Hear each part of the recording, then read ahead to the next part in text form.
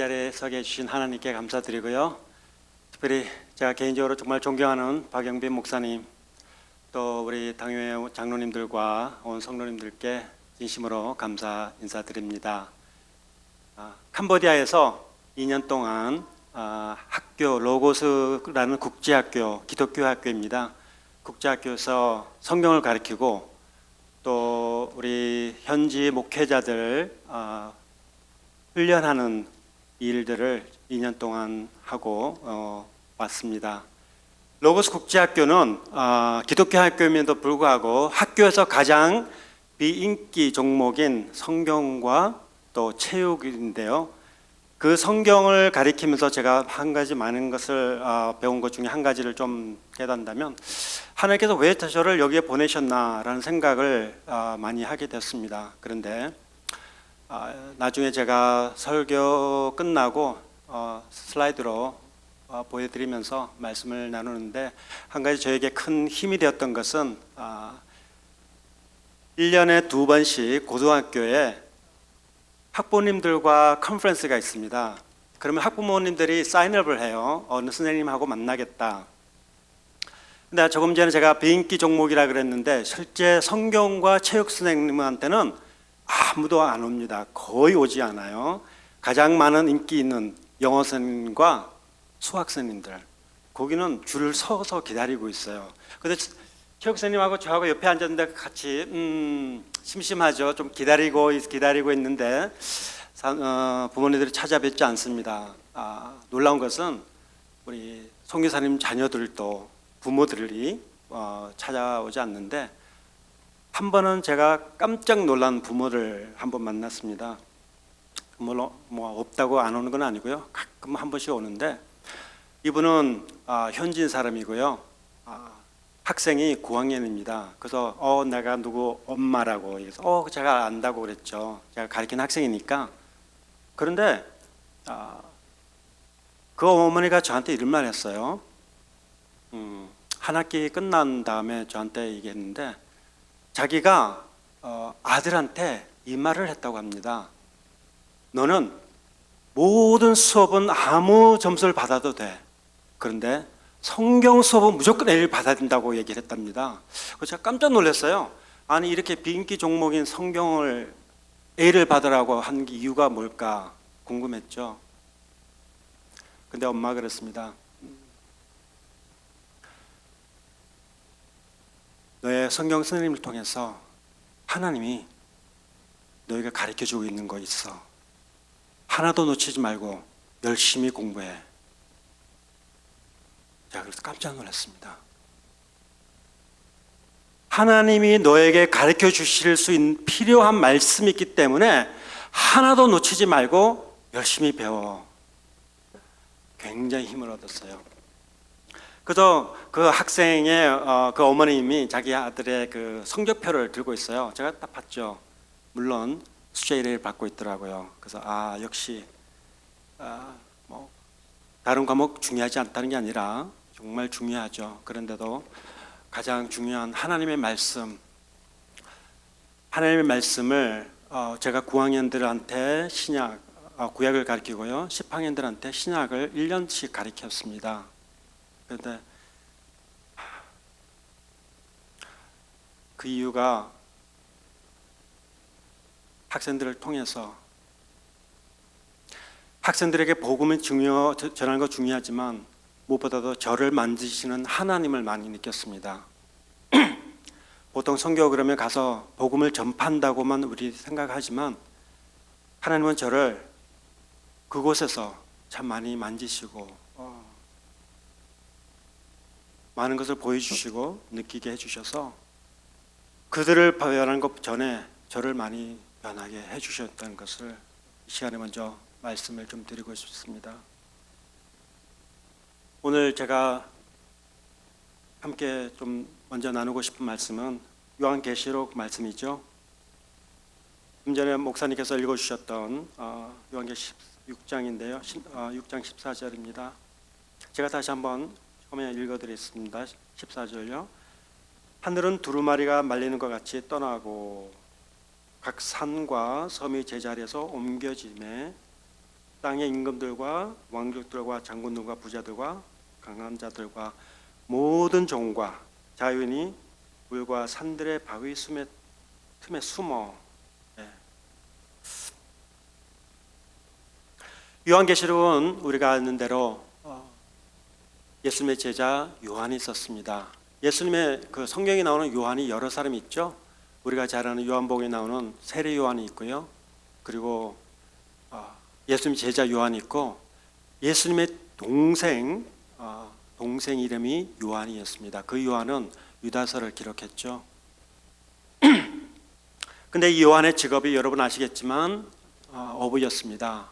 이 어부가 예수님을 만나고 3년 동안 따라다니고 나중에 밤모스 섬에 갇혀 있었습니다. 왜냐하면 복음을 전하다가 잡혀서 밤모스 섬에 있을 때 하나님께서 환상을 보이셨습니다.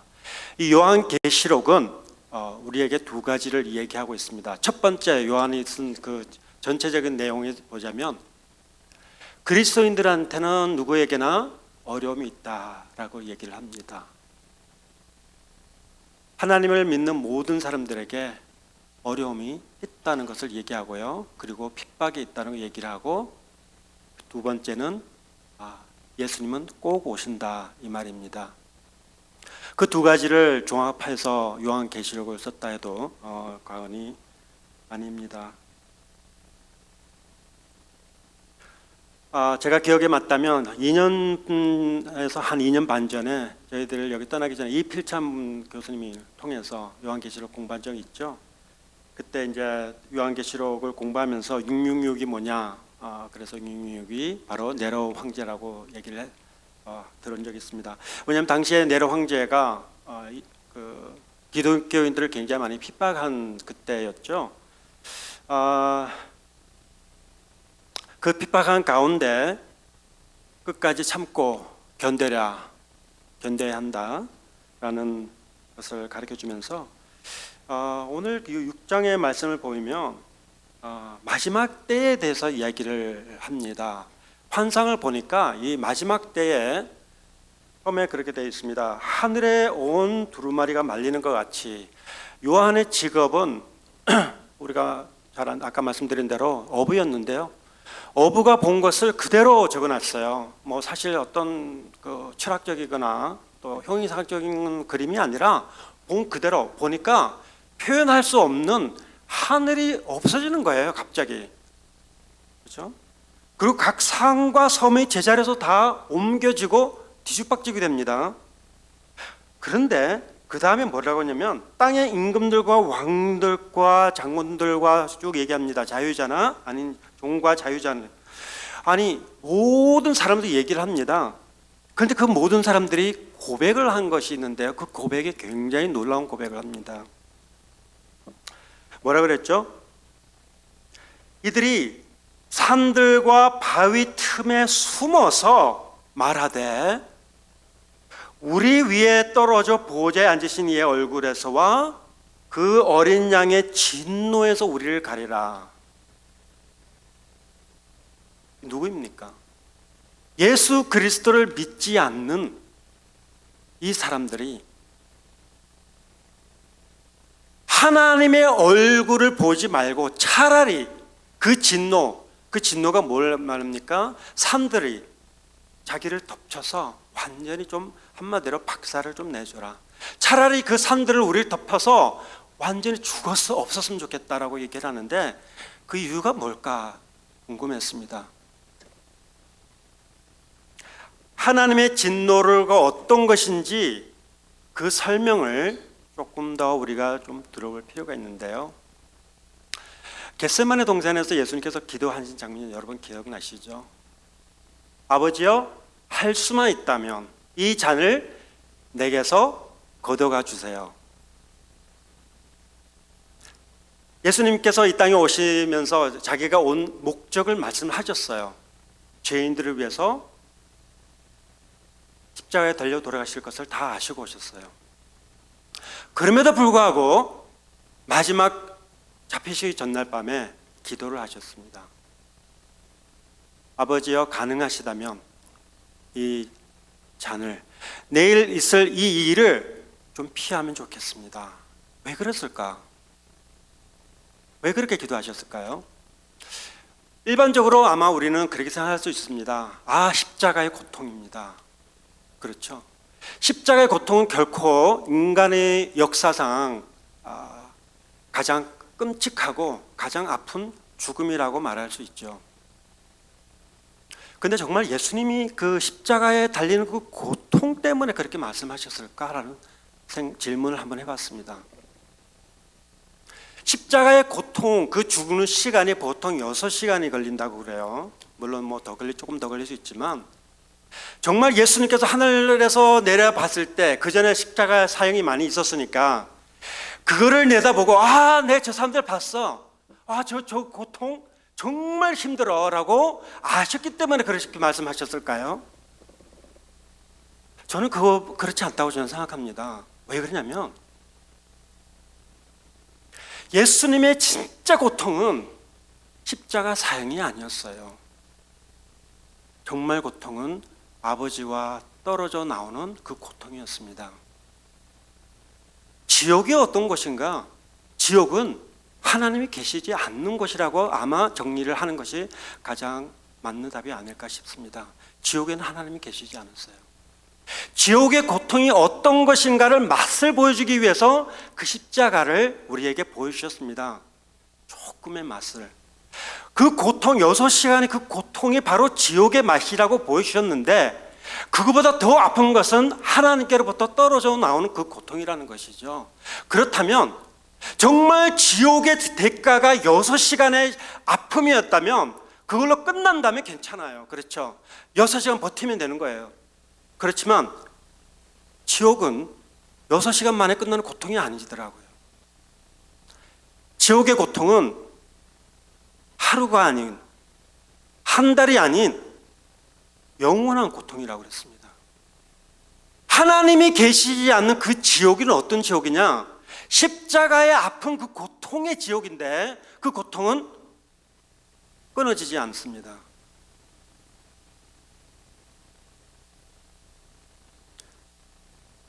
이것이 예수님께서 기도하셨던 바로 겟세마네 동산의 기도였어요. 불과 잠시 떨어져야 하는 그 고통도 예수님은 너무너무 힘들으셨던 거죠.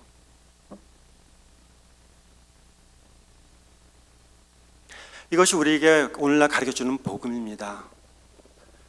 복음, 가장 중요한 복음이죠.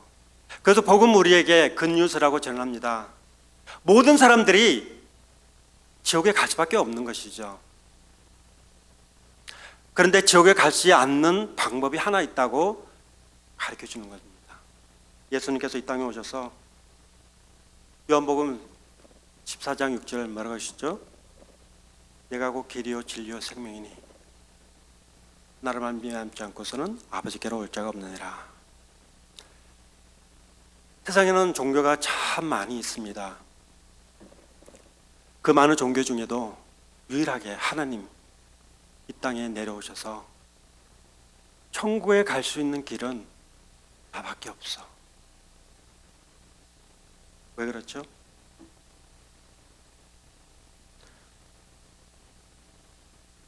모든 종교는 노력해서 천국 간다, 극락을 간다 그럽니다. 그리고 좋은 데 간다고 얘기를 하죠. 그래서 좋은 사람이 세상을 떠나면 정말 좋은 데 가길 바라는 것이 사람들의 소망입니다. 그런데 좋은 일을 가지고 우리가 천국 갈 수가 없죠. 아무리 우리가 좋은 일을 하더라도 천국은 갈 수가 없습니다.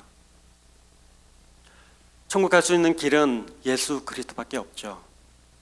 그것이 우리에게 가르쳐주는 복음입니다. 하나님이 계시기 때문에 천국이 분명히 있다면 하나님이 계시기 때문에 지옥도 분명히 있습니다. 근데 우리는 이 복음을 통해서 구원을 받았고 앞으로 소망이 있습니다. 소망은 바로 저 천국을 바라보며 살아가는 것이죠. 그래서 요한이 이 땅에 있는 동안 그리스도인은 고통을 당한다고 얘기를 합니다. 예수 그리스도를 믿고 모든 것이 좀 잘 되면 좋겠지만 하나님께서 그걸 허용하지 않았습니다. 그 이유가 뭘까요? 그는 이미 벌써 창세기 보시면 하나님께서 말씀을 하셨어요. 이 땅에 고통이 있는 이유는 바로 죄의 대가였습니다. 그래서 아담이 선악을 따먹고 난 다음에 하나님께서 죄를 심판하실 때 뭐라 하냐면 네 몸에서 얼굴에서 땀을 흘려야지 먹고 살 수 있다고 그랬죠. 예수 그리스도가 이 땅에 오셔서 우리 죄를 위해서 돌아가셨지만 한 가지 거둬가지지 않는 것이 있었죠. 그것이 바로 우리의 고통입니다. 죄 가운데 살아가는 한, 이 땅에 사는 한 우리에게는 고통이 끊이질 없습니다. 그럼에도 불구하고 끝까지 우리가 견딜 수 있는 힘은 바로 저 천국 때문이죠. 그래서 우리 모두는 천국의 소망을 갖고 살아가고 있습니다. 그런데 천국의 소망을 갖지 않고 살아가는 사람들이 너무나 많은데 그것이 바로 제가 가 있는 캄보디아입니다. 캄보디아 슬라이드 좀 한번 같이 좀 보면 좋겠습니다.